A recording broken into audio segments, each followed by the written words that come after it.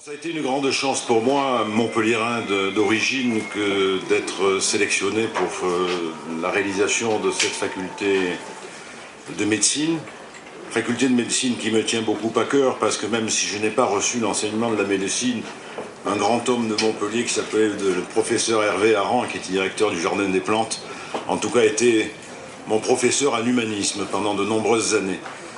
Il m'a appris à la fois que la diversité est une chance incroyable pour cette région, et il me parlait effectivement de ces médecins arabes, juifs, qui avaient participé à l'attractivité de cette faculté. J'ai été bercé aussi par les phrases de mon ami regretté Fernand Braudel, qui également avait mis en exergue la nécessaire entente entre les peuples de la Méditerranée, qui croyait beaucoup à cet objectif-là. La faculté de médecine de Montpellier, c'est une aventure pour moi, pour mes équipes, pour Sylvie Assot, qui était la responsable de projet. Mais ce qui me fait le plus plaisir en ce jour, c'est de voir ô combien notre région aime ses architectes, ô combien la ville de Montpellier désormais fait confiance à ses créateurs, et Dieu sait que dans la ville de Montpellier, il y a des gens de très grand talent. Cette faculté de Montpellier, bien entendu, elle ne pouvait pas se passer de son histoire, elle ne peut pas, même dans sa modernité, exister sans son histoire.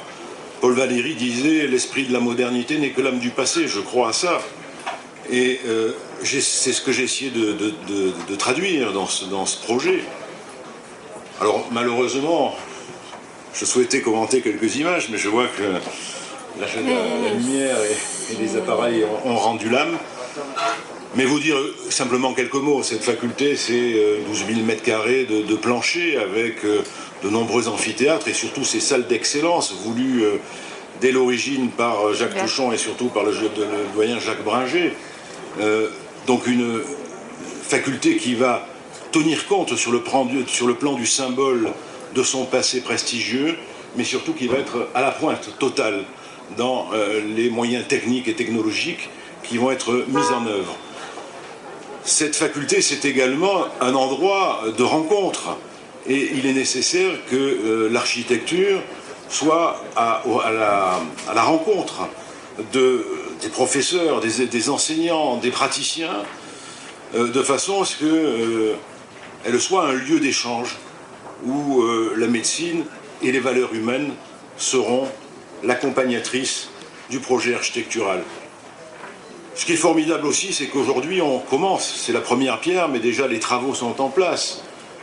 Et ce que je retiens, c'est que la plupart des entreprises qui ont été désignées et qui ont remporté les appels d'offres sont des entreprises de la région. Et moi je prône de plus en plus pour que l'architecture élabore ses projets sur des circuits courts, que les entreprises régionales, dont certaines sont de très grande qualité, soient capables de participer à ces aventures des grands projets montpelliérains et régionaux.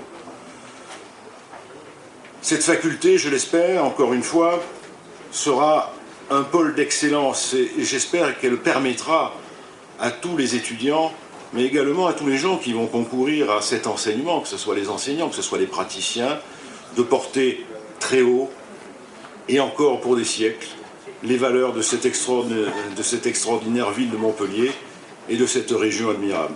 Merci.